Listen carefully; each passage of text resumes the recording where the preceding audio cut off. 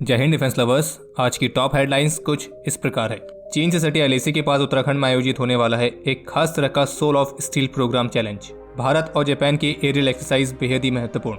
Guyana की दिलचस्पी HAL के एयरक्राफ्ट में, इजिप्ट और डीआरडीओ के बीच प्रलय मिसाइल की टेक्नोलॉजी ट्रांसफर को लेकर बातचीत, और चीन ने इंट्रोड्यूस किया दुनिया का पहला अनमैन्ड ड्रोन कैरियर।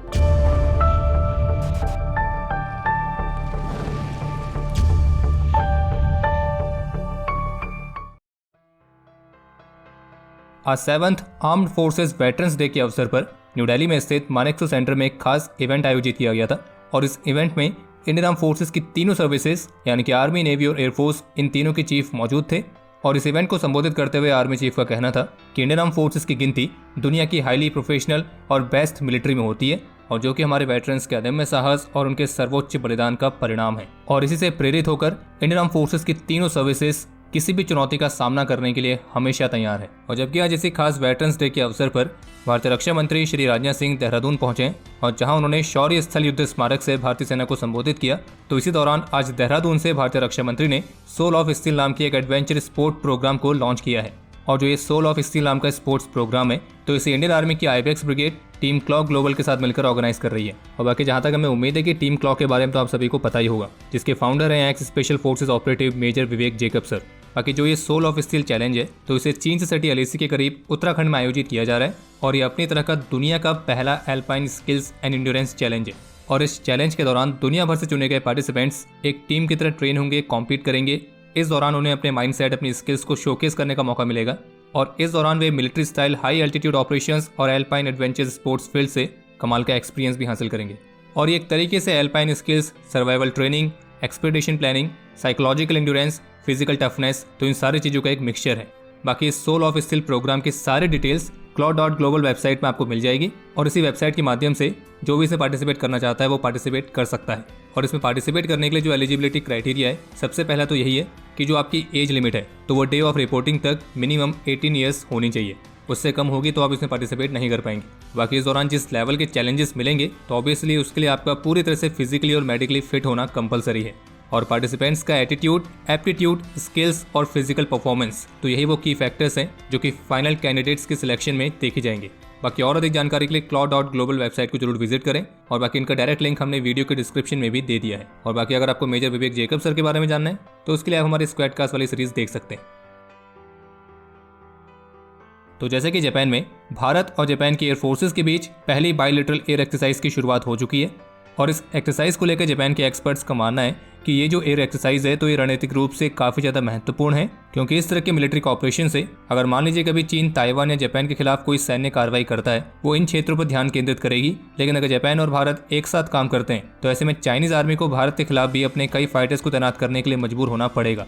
और इसी तरह से अगर भारत पर चीन के हमले की स्थिति बनती है, तो ऐसे में जापान द्वारा उनकी लंबी दूरी की क्रूज मिसाइल्स की तैनाती से चीन को अपने बचाव को विभाजित करने के लिए मजबूर होना पड़ेगा। यानी कि ऐसे हम चीन की जो स्ट्रेंथ है उसे बांट देंगे। और इसलिए जापानीज एक्सपर्ट्स का मानना है कि जापान को ऐसे ही बाकी के देशों के साथ अपने कॉपरेशन को बढ़ाना जरूरी है, क्योंकि ऐसा करने से जापान कई अलग अलग तरीकों से चाइना के मिलिट्री पावर को डिस्पर्स कर सकता है। खैर, बाकी इसके अलावा एक अपडेट ये भी सामने आया कि भारत और यूएस अपने बीच के स्पेस कॉपरेशन को बढ़ाने के उद्देश्य के साथ इस साल के अंत तक एक जॉइंट स्पेस मिशन को कंडक्ट कर सकते हैं, जिसमें नासा और इसरो द्वारा बनाई गई सिंथेटिक एपरेचर रडार सैटेलाइट को लॉन्च किया जाएगा। और ये भारत और यूएस का एक जॉइंट अर्थ ऑब्जर्वेशन मिशन होगा। भारत यात्रा के दौरान गुयाना ऑफिशियल्स ने कल एचएएल के कानपुर डिवीजन को विजिट किया था। और इस विजिट के दौरान जहां एक तरफ एचएएल के तकनीकी कौशल की सराहना की है, तो वहीं इसी के साथ उन्होंने हिंदुस्तान 228 एयरक्राफ्ट को खरीदने में दिलचस्पी भी दिखाई है। और बाकी आज इंडियन आर्मी के vice chief lieutenant general VS Raju ने बेंगलुरु में इसरो हेडक्वार्टर और डिपार्टमेंट ऑफ स्पेस को विजिट किया है। और इस दौरान उन्होंने इसरो चेयरमैन श्री एस सोमनाथ के साथ इंटरेक्शन भी किया।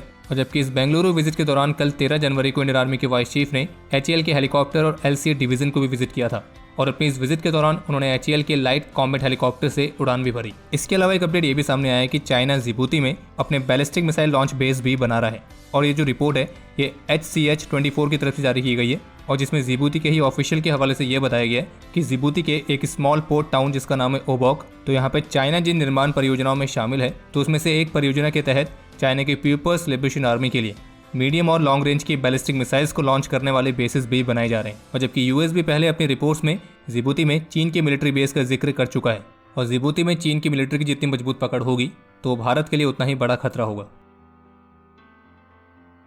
आज एक बेहद ही इंटरेस्टिंग चीज ये देखने को मिली है कि चीन में पाकिस्तान के वाणिज्य दूतावास के ऑफिशियल ट्विटर हैंडल से एक ट्वीट किया गया था, जिसमें पाकिस्तान के विदेश मंत्रालय की तरफ से फ्लड रिकंस्ट्रक्शन के लिए चीन की तरफ से दिए गए सपोर्ट और सहायता के लिए धन्यवाद कहा गया था। लेकिन इसके साथ इस ट्वीट में यह भी लिखा गया कि पाकिस्तान और चीन म्यूचुअल इंटरेस्ट वाले मैटर्स पर काफी क्लोजली काम करेंगे, जिनमें उइगर्स कम्युनिटी के राइट्स और फ्रीडम वाला मामला भी शामिल है। और ये ट्वीट हैरान करने वाला इसलिए था क्योंकि एक तो ये पाकिस्तानी गवर्नमेंट के ऑफिशियल ट्विटर हैंडल से किया गया था और दूसरा ये कि इसमें उइगर्स कम्युनिटी की फ्रीडम के बारे में बात की गई थी। और ये एक ऐसा पहला ट्वीट था जिसमें पाकिस्तान की तरफ से उइगर कम्युनिटी के प्रति सपोर्ट दिखाई दे रहा था। लेकिन फिर इसके कुछ घंटों बाद पाकिस्तान फॉरेन ऑफिस के ऑफिशियल ट्विटर हैंडल से एक ट्वीट किया गया, जिसमें ये लिखा गया कि चीन में पाकिस्तान के वाणिज्य दूतावास का जो ट्विटर अकाउंट था वो हैक हो गया था। और इसलिए इस हैंडल से आज जो भी ट्वीट किए गए हैं, जो भी मैसेज जारी किए गए हैं, तो पाकिस्तानी ऑफिशियल की तरफ से नहीं है और वो पाकिस्तान गवर्नमेंट की पोजीशन को रिफ्लेक्ट नहीं करते हैं। अब जिन्हें नहीं पता है उन्हें बता दें कि चीन पर इस तरह से कई सारे आरोप हैं और कई बार वीडियोस भी सामने आई हैं कि चीन उनके वहाँ रहने वाली उइगर्स कम्युनिटी के खिलाफ अत्याचार करता आया है। हालांकि चीन ने इन आरोपों को हमेशा खारिज ही किया है, लेकिन इससे रिलेटेड जो वीडियो सामने आई थी तो वो सच्चाई को अपने आप ही साबित करने के लिए पर्याप्त है।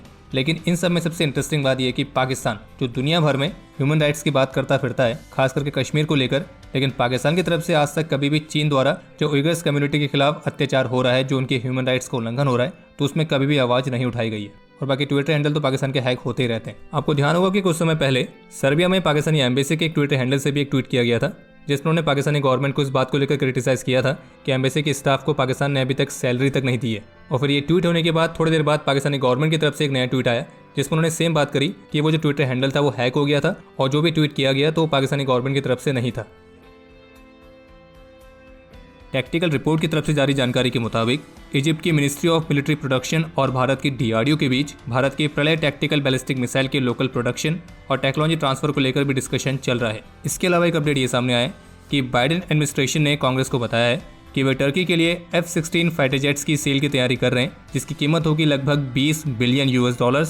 लेकिन बाइडेन एडमिनिस्ट्रेशन के इस फैसले पर एक सीनियर यूएस लॉ मेकर की तरफ से ऑब्जेक्शन देखने को मिला है और मीडिया रिपोर्ट्स के मुताबिक फिलहाल यूएस कांग्रेस की तरफ से भी टर्की के लिए इन F-16 फाइटर जेट्स की सेल के लिए अप्रूवल मिलने की संभावना भी कमी है। बाकी इसके अलावा एक अपडेट यह है कि चीन ने अपने अनमैन ड्रोन कैरियर को इंट्रोड्यूस किया है और जिसको लेकर चीन ये दावा कर रहा है कि ये दुनिया का पहला अनमैन ड्रोन कैरियर है जो कि पूरे स्वतंत्र रूप से अपने आप ही सारे फंक्शंस पूरी तरह से करने में सक्षम है। और इस अनमैन ड्रोन कैरियर की डिलीवरी चीन ने 12 जनवरी को रिसीव करी है। और खैर बाकी अब समय है आज के इतिहास का। तो आज के दिन इंडियन आर्मी के पहले Indian commander in chief field marshal KM Cariappa 1953 में सर्विस से रिटायर हुए थे। और बाकी ये तो आपको बताइए कि 14 जनवरी को आर्म्ड फोर्सेज वेटरन्स डे के तौर पर भी सेलिब्रेट किया जाता है। तो इसी बात पर आपके लिए आज का सवाल कि वेटरन्स डे सबसे पहले कौन से वर्ष में सेलिब्रेट किया गया था। समय है आज के टॉप 3 कमेंट्स का, जो ये रहे आपकी स्क्रीन पर।